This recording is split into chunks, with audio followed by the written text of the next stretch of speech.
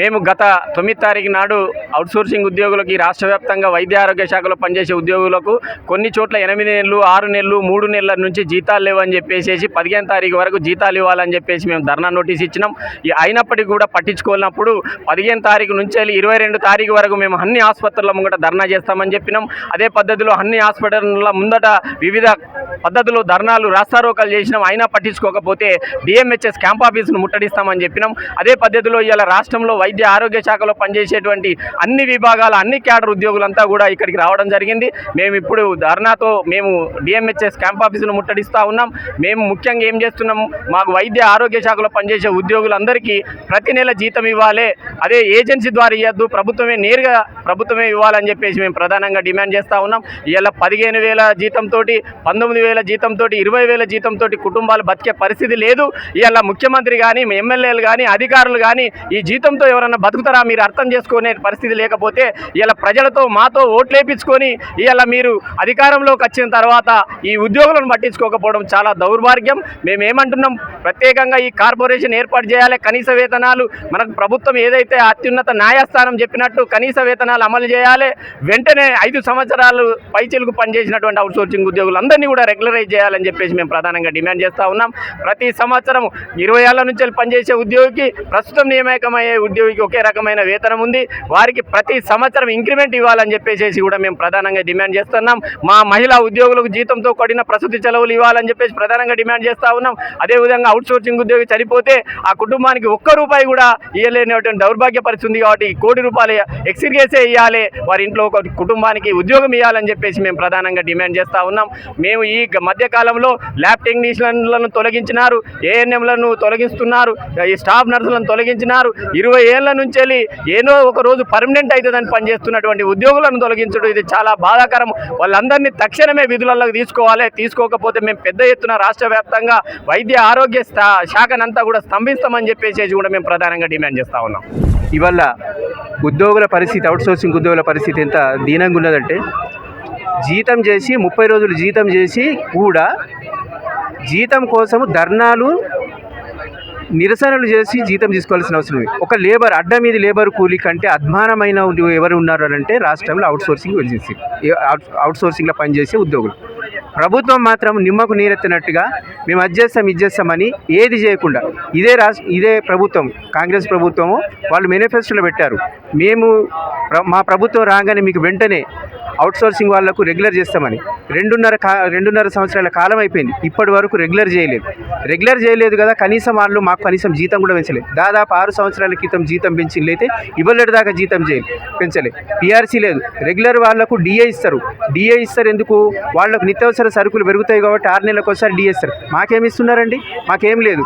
మాకు 6 సంవత్సరాలు అయింది, ఇప్పటి వరకు ఏమి ఇవ్వలేదు. మేము ప్రభుత్వాన్ని ఒకటే డిమాండ్ చేస్తున్నాం, సార్ మమ్మల్ని రెగ్యులర్ అన్న చేయండి. ఒకవేళ అవుట్సోర్సింగ్ ఏజెన్సీని మీరు ఇట్లనే ఉంచితే మాకు కార్పొరేషన్ ఏర్పాటు చేసి ప్రతి 6 నెలలకు వాళ్ళకు ఎట్లాగా డిఏ ఇస్తారో మాకు కూడా సంవత్సరంకు ఒకసారి మా బేసిక్ పేమెంట్పై 10% ఇంక్రిమెంట్ ఇవ్వాలని మేము ప్రభుత్వాన్ని డిమాండ్ చేస్తాం. 5 మంత్స్ నుంచి శాలరీస్ లేవు, పిఎఫ్ కట్ అయితే లేదు. ఏమైనా వెళ్తే పే అకౌంట్కి వెళ్ళింది మీ శాలరీ అంటున్నారు. మళ్ళీ పే అకౌంట్కి వెళ్తే మాకు శాలరీస్ అయితే రావాలి కదా టైంకి. మళ్ళీ మాకు శాలరీస్ ఎందుకు వస్తలేవు? మేము శాలరీస్ గురించి అసలు రోడ్ మీదకి ఎందుకు రావాలి? మేము జాబ్ చేసి రోడ్ల మీదకి వచ్చే అవసరం మాకు ఏముంది? అసలు మాకైతే లేదు కదా జాబ్ చేసి రోడ్ల మీదకి వచ్చే అవసరం. మా పిల్లలకు ఫీజులు కట్టుకోవాలి, మా మెడిసిన్ కావాలి, మా పేరెంట్స్ని చూసుకోవాలంటే మాకు కూడా అన్నీ నడవాలి కదా. మీరు ఇచ్చే శాలరీ 13,500, మాకు 13,500లో మేము రెంటే లేదు, మాకు 5,000 6,000 వెళ్తుంది. కరెంట్ బిల్ అలా మొత్తం వెళ్ళాలి అంటే మాకు ఎట్లా నడుస్తుంది మంత్లీ? మీరు 5 మంత్స్ నుంచి శాలరీ ఇవ్వకపోతే ఏంది అసలు మీది? ఏమన్నా అంటే పే అకౌంట్కి వెళ్ళింది, ఈరోజు షేర్ చేసామంటే సరే ఈరోజు వస్తుంది మీకు శాలరీ అని ఒక ఏజెన్సీ అయినా ఇస్తాడు, అది కూడా 1 మంత్ చేస్తాడు. మళ్ళీ పిఎఫ్ అయ్యాడు, ఈఎస్ఐ అయ్యాడు. మళ్ళీ పే అకౌంట్కి వెళ్తే అందరు బిల్స్ అయితే వెళ్ళాలి కదా. మంత్లీ మీ బిల్స్ ఎందుకు పంపించలేరు? మాకు బిల్స్ పంపిస్తేనే కదా మాకు శాలరీ వస్తుంది. మీరు బిల్స్ ఏం పంపించరు, ఏం చేయరు. మళ్ళీ టైంకి శాలరీ రాకపోయినా కూడా మనం టైంకి జాబ్కి రావాలి, జాబ్ చేయాలి. మళ్ళీ 1 డే ఎమర్జెన్సీ లీవ్ అన్నా కూడా మళ్ళీ లీవ్స్ ఇవ్వరు. మళ్ళీ ఇన్ఛార్జ్ టార్చర్. మళ్ళీ మాకు ఇవన్నీ టార్చర్స్ ఎందుకు? ఎవరో ఒకళ్ళే చెప్పాలి కదా. మాకు ఫస్ట్ అమౌంట్, సెకండ్ ఇందాక అరేమో ఏం అవసరం మాకు శాలరీస్ లేనప్పుడు మేము జాబ్ ఎందుకు చేయాలి? ఏమైనా అంటే జాబ్లో నుంచి తీసేస్తాం, మేము మీడియాకి వెళ్తే మీరు అక్కడికి వెళ్తే ఇక్కడికి వెళ్తే అంటారు. మళ్ళీ మేము జాబ్ చేసి ఏం పని మాకు? 30 days మేము వర్క్ చేస్తామంటే 30 days మాకు శాలరీ రాకపోతే ఏం అవసరం మాకు? మళ్ళీ ఏం గవర్నమెంట్ ఇస్తుంది? మళ్ళీ గవర్నమెంట్ వాళ్ళకి ఎందుకు కూర్చోబెట్టి శాలరీస్ ఇస్తున్నాం? మేము అంతగానో పని చేసినా కూడా మాకు శాలరీస్ ఎందుకు రావు? మళ్ళీ గవర్నమెంట్ వాళ్ళకి కూడా మీరు ఏం ఇవ్వకండి శాలరీస్. మళ్ళీ గవర్నమెంట్ వాళ్ళు ఖాళీ వస్తారు కూర్చుంటే వెళ్తారు. మళ్ళీ కాంట్రాక్ట్ వాళ్ళు మేము ఎందుకు అంత వర్క్ చేయాలి? మేము ఇంతమంది ఇంత వర్క్ చేసినా కూడా మేము 270 members ఉన్నాం ఉస్మానియా హాస్పిటల్. మళ్ళీ ఏ ఒక్కరికి శాలరీస్ అంటే ఎన్ని ఫ్యామిలీస్ ఉండే మాకు? ఇవన్నీ ఎవరు చేయాలి? ఏమైనా అంటే పే అకౌంట్కి వెళ్ళింది మీకు శాలరీ, పే అకౌంట్కి వెళ్ళి ఏ పే అకౌంట్కి వెళ్ళినా కూడా మాకు శాలరీ వస్తుంది ఆ పే అకౌంట్ నుంచి. ఈ రోజు బిల్ లేదు, ఆ రోజు గవర్నమెంట్ దగ్గర ఎప్పుడు బడ్జెట్ ఉండదా? గవర్నమెంట్ దగ్గర అసలు బడ్జెటే ఉండదా? ప్రతి ఇయర్ ఇదే గవర్నమెంట్ దగ్గర బడ్జెట్ లేదు. మళ్ళీ గవర్నమెంట్ ఎందుకు ఉంది? గవర్నమెంట్ వెళ్ళిపోమని మేము ఉంటాం అక్కడ నించోని. మళ్ళీ మేము ఇంతమంది ఇన్ని ఫ్యామిలీ సఫర్ అవుతున్నామంటే ఎంత లాస్ మీకు? మేము ఒక రోజు ఉస్మానియా బంద్ చేస్తే మేము పేషెంట్లు చచ్చిపోతారు అక్కడ. మళ్ళీ అదంతా తీస్తే మేము ఇక్కడ రావడానికి మేము డ్యూటీలో ఒకళ్ళని పెట్టాలంటే అక్కడ మళ్ళీ అడ్జస్ట్మెంట్ ఎందుకు? మాకు శాలరీస్ ఇస్తే మేము వెళ్ళాం కదా అక్కడికి. వెళ్ళకపోతే మాకు ఏమవసరం వెళ్ళడానికి? అసలు ఇక్కడికి వచ్చి రోడ్ మీద కూర్చోవాల్సిన అవసరం మాకేముంది? దేని గురించి సార్ మాకు ఇదంతా? దాదాపు 3 years నుంచి ఇదే కంటిన్యూ అవుతుంది. 1 month శాలరీ వేస్తాడు, 5 months ఆయన దగ్గర ఆపుకుంటాడు. ఎందుకు? మేము వెళ్ళిపోతామని ఆయనకు భయమా? జాబ్ చేయమని ఏమన్నా భయమా? జాబ్ అయితే చేస్తున్నాం కదా, అక్కడైతే మేము కంటిన్యూ అక్కడ జాబ్ చేస్తున్నాం కదా. మళ్ళీ ఎందుకు అడ్వాన్స్ పెట్టుకుంటావు? ప్రైవేట్లోనే అడ్వాన్స్ పెట్టుకుంటలేవు, నువ్వు ఎందుకు అడ్వాన్స్ పెట్టుకుంటావు? ఎప్పుడు అంటారు పే అకౌంట్లో బడ్జెట్ లేదు. ఎందుకు బడ్జెట్ ఉండదు? మరి గవర్నమెంట్ వాళ్ళకి ఇవ్వడానికి మీకు బడ్జెట్ ఎక్కడ నుంచి వస్తుంది? మళ్ళీ స్కూల్ ఫీజు ఎక్కడ కట్టుకోవాలి? మేము మెడిసిన్ ఎక్కడ వాడాలి మా పేరెంట్స్కి? మళ్ళీ మేము కూడా వాడలేము కదా. ప్రతి మనిషి ఇంట్లో ఒకరు ఇద్దరే ఉంటారు, పేరెంట్స్ ఉంటారు లేకపోతే పిల్లలు ఉంటారు. మళ్ళీ వాళ్ళందరికీ ప్రతి ఇద్దరు వైఫ్ అండ్ హస్బెండ్ జాబ్లు ఉంటాయి గవర్నమెంట్ ఎంప్లాయీ లాగా. అప్పుడు వాళ్ళిద్దరు పిల్లల పరిస్థితి. మాకు కాంట్రాక్ట్ కావాలి, కాంట్రాక్ట్ మొత్తం తీసేయాలి సార్. మాకు పర్మనెంట్ చేయాలి, మాకు మంత్లీ శాలరీ చేయాలి బస్ అంతే. దానికన్నా ఎక్కువ మాకు ఇంకా ఏం డిమాండ్స్ లేవు. మేము మాకు శాలరీ కూడా పెంచాలి. 13,000లో ఏ ఇల్లు నడవదు హైదరాబాద్లో ఇప్పుడైతే ఉన్న జనరేషన్లో. మినిమం 6,000 7,000 ఎంత వెళ్తుంది? మళ్ళీ మాకు బడ్జెట్ ఎక్కడ నుంచి వస్తుంది? మేము వేరే జాబ్ చేయాలా? స్విగ్గీ జొమాటో కొట్టుకుంటున్నాము, ఇంకా ఏం చేస్తాం సార్? అబ్బాయిలు అయితే ర్యాపిడో నడిపిస్తున్నారు, దానికనైతే ఇంకా ఏం చేయలేము కదా ఎక్కువ. सैलरी टाइम पे नहीं आ रही, फिर जॉब पे टाइम पे आओ बोल के बोल रहे, फिर कैसा, फिर रेंट कैसा देना? हम लोग टाइम पे सैलरी नहीं है। और क्या बोलते हैं, अगर स्ट्राइक करने गए तो सैलरी 1 day की काटते बोल के बोल रहे। सैलरी आई तो काट लो, फिर 1 दिन की सैलरी, फिर सैलरी कब आती? हम लोग कब आना? हम लोग कब हमारी फैमिली को देखना? हम लोग इनकेस फैमिली की हेल्थ ख़राब हो गई तो पैसे किधर है? किसको बताना? हम लोग हर जगह पे पैसे इंपॉर्टेंट है। अब यहाँ पे अब हम रेंट पे है, हम लोग रेंट का किराया कौन देना? सैलरी नहीं आ रही तो फिर जॉब कैसा करना? हम लोग फिर रिपोर्ट्स हम सब रेडी कर रहे। सिक्योरिटी गार्ड्स को, हाउसकीपिंग को, दोनों को सैलरी आ रही टाइम पे। उल्ला स्ट्राइक करे ना, 2 दिन में सैलरी गिर जाती है उन लोगों को। हमें कब तक नहीं आ रही सैलरी? 5 months हो गए और क्या और कितना 1 year लगाते क्या? ना 2027 में देते क्या सैलरी? कब देते सैलरी? उन लोग सैलरी टाइम पे दिए तो हम आते ही नहीं ना, काम करने रोड पे आ जा रहे हैं। रोड की जिंदगी हो गई है हम लोग की। वर्क करे सो नहीं दिख रहा उन लोग को, स्ट्राइक करे सो दिख रहा।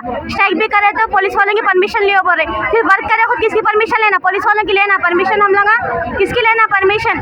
ना तो आराम सही है, कोई भी सीधा बात नहीं कर रहे, ना डिसिप्लिनिश नहीं है, रेस्पेक्टिश नहीं है, पेशेंट्स भी रेस्पेक्ट नहीं कर रहे हैं। पेशेंट्स क्या बोल रहे हैं? हम लोग की वजह से आप लोग को सैलरी दे रहे, आप काम करो। कहाँ है सैलरी? पेशेंट्स को बोलना हम लोग का सैलरी नहीं आ रही बोल के। हर चीज़ कुछ भी नहीं है, क्या भी नहीं है। सैलरी पूछो तो सैलरी अब देते जब देते। अटेंडेंस नहीं क्या बोल रहे? अटेंडेंस वाले क्या बोल रहे हैं? उस्मानिया में से सैलरी का नहीं आया बोल रहे। उस्मानिया वाले बोल रहे वो लोग नहीं करे बोल। किसको बोलना? हम लोग खाली उधर फिर रहे, सैलरी तो दे रहे नहीं। अगर आराम से उनके सुपरिटेंडेंट से बात करने गए सैलरी के लिए, आती जाओ सैलरी आती बोलते हम लोग फकीर है क्या? सैलरी के लिए काम कर रहे हैं, फिर रोड पे आ रहे हैं। 1 दिन 4 दिन काम कर रहे हैं, फिर स्ट्राइक बोल के ग्रुप में डाल रहे, फिर स्ट्राइक को आ रहे हैं। स्ट्राइक को भी आए तो लोग क्या बोल रहे? परमिशन नहीं दे रहे स्ट्राइक की। बोला बोल रहे टाइम काम करो, काम कब तक करना? हम लोग टाइम पे आओ, फोटो डालो ग्रुप में, फोटो भी डालो, टाइम पे भी आओ। फिर हम लोग का पैसे नहीं है, कैसा ना हम लोग हॉस्पिटल को टाइम पे। पेशेंट्स की लंबी लाइन रहती, पेशेंट्स बहुत ज़्यादा है उस्मानिया में।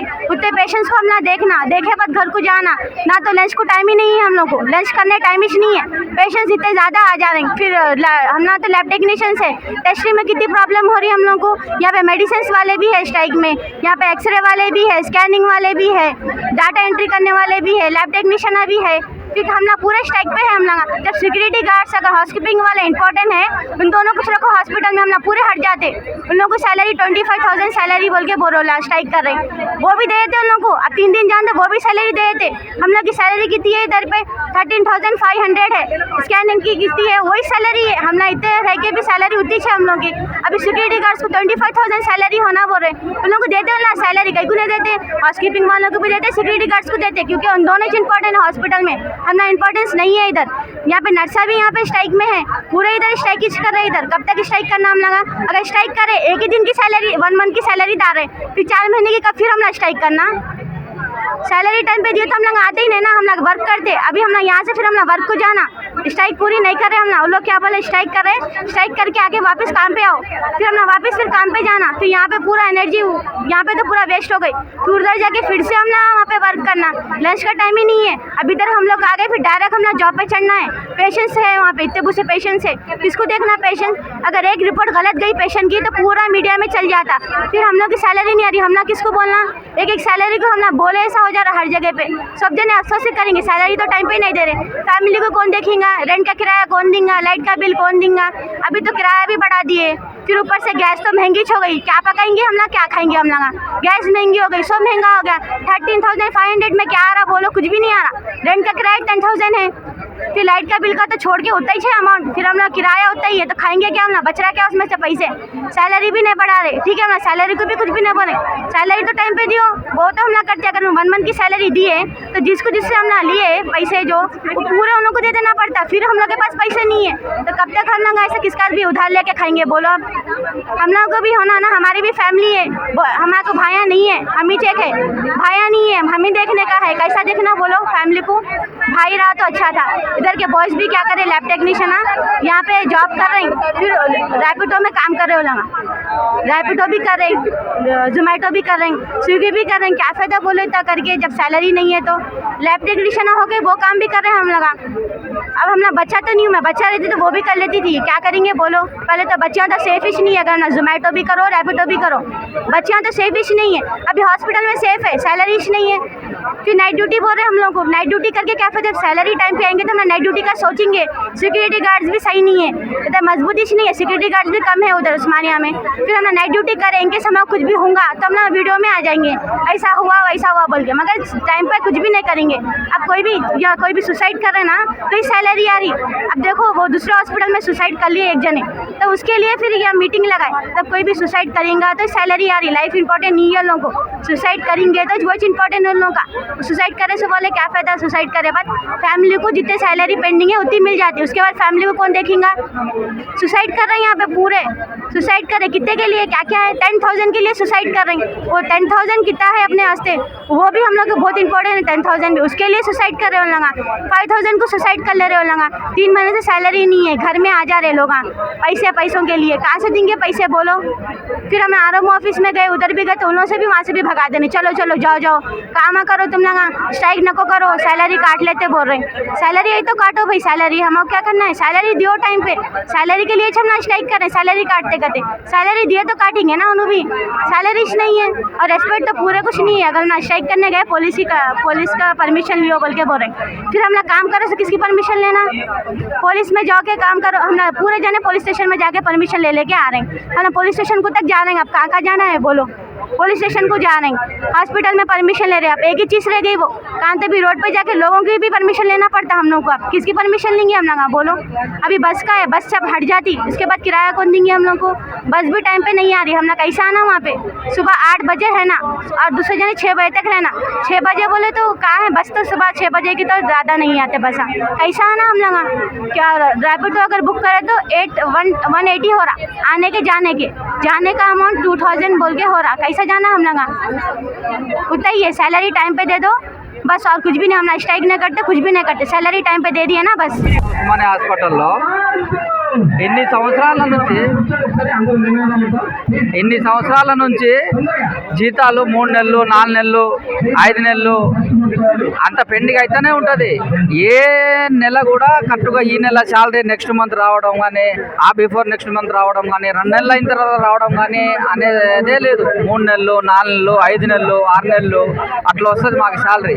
ఇప్పుడు గవర్నమెంట్ ఎంప్లాయీస్కి ఒక 1st తారీఖు శాలరీ రాకపోతే ఆయన 2వ తారీఖు అందరు ధర్నా కూర్చుంటారు, 3వ తారీఖు అన్నా పడిపోతుంది వాళ్ళకి. మాకు 5 నెలలు 6 నెలలు ఎందుకు ఇట్లా మాకు దుస్థితి ఇప్పుడు మాకు జీతాలకి వేయడానికి బడ్జెట్ లేదంటారు.